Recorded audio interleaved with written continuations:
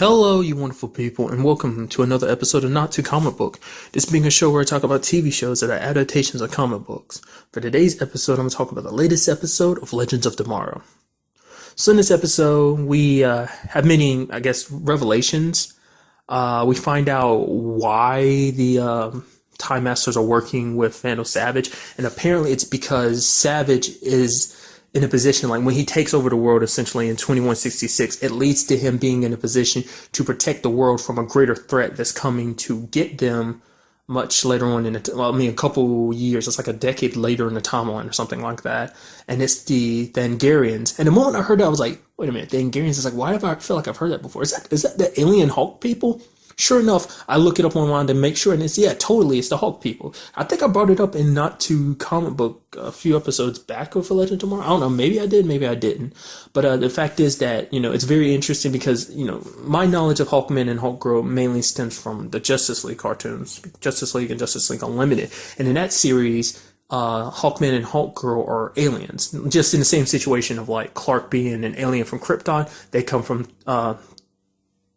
Vanguard, like a planet of Hulk people. And specifically, I think they're the king and queen, aren't they?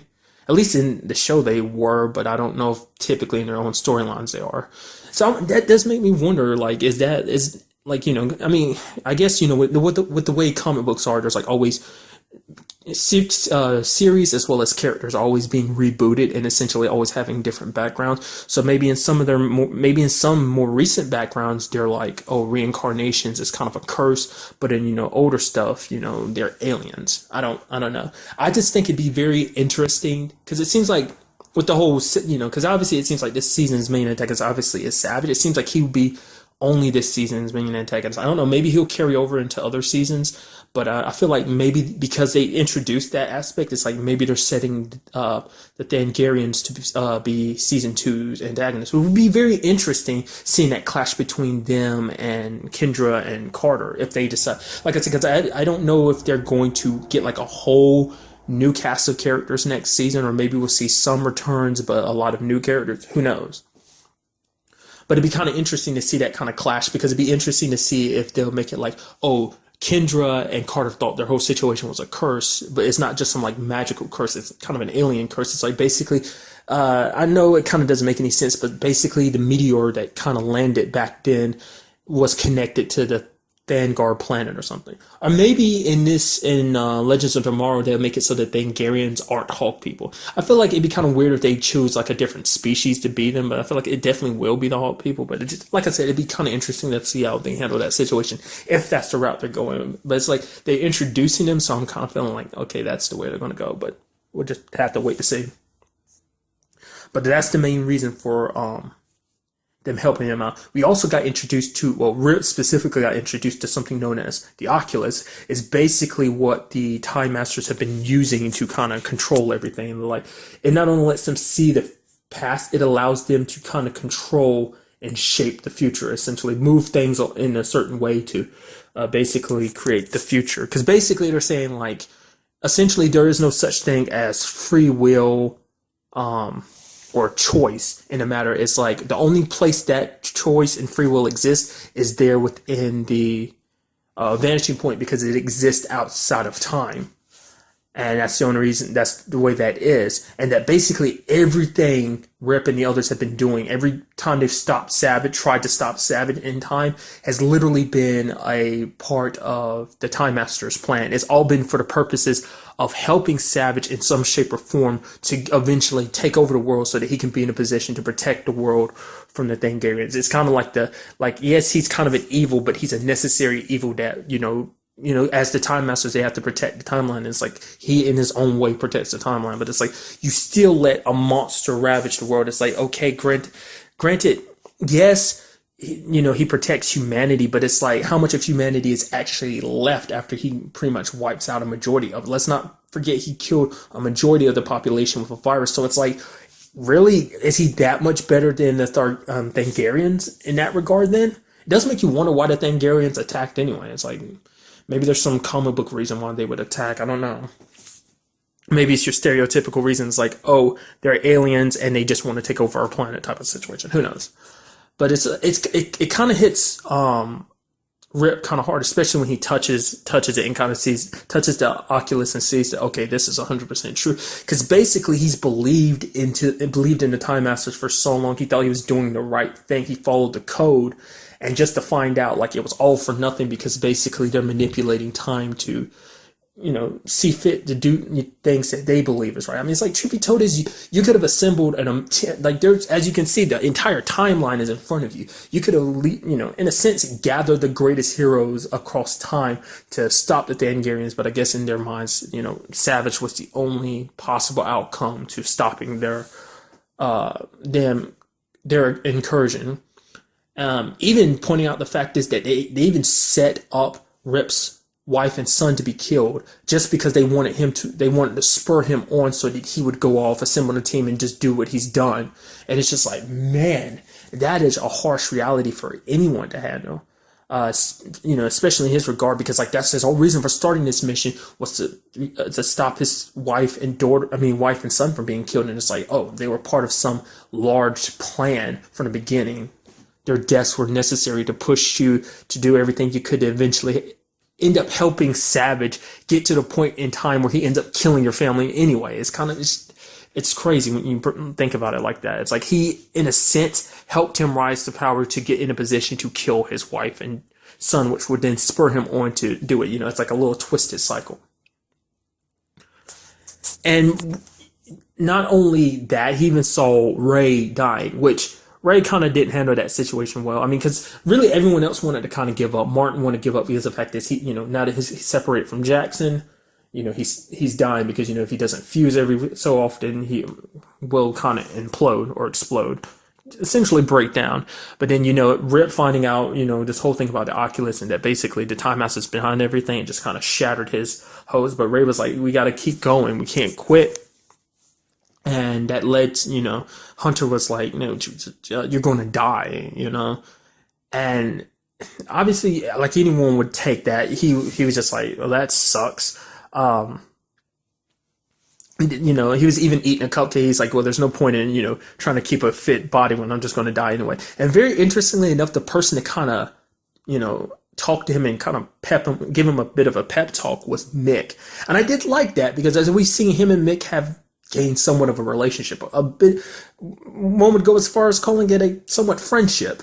He was even saying like, that you don't have to like, believe in this whole thing, you can shape things yourself. Ray even asked him, it's like, how did you fight being turned back into Kronos? Because you were so sure, it's like, oh man, he reverted back into Kronos again. Because originally he said how he held on to himself anyway, like how he maintained so much of his personality, maintained so much of himself, even when they programmed to be Kronos, was because he held on to vengeance. This time he held on to the thought of the team. He'll be like, no, like it's, I knew you guys wouldn't be able to get along without me. So it's like, I'm the, without me, this team would fall apart essentially. But it's like, look at Mick. He's actually a good guy. It's like very interesting to see. He is way different than the guy that we saw at the beginning of the series.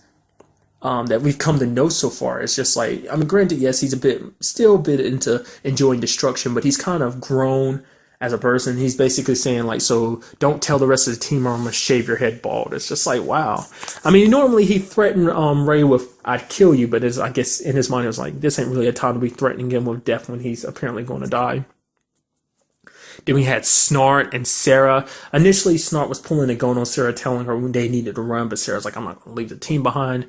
And basically, she's like, you told me not to shoot Martin. And he was like, because you're a good person and you would have regretted, making that decision. It's like, me, I'm a bad guy. Like, killing someone, I've done it before, I'll do it again. But, obviously, he couldn't bring himself to do it.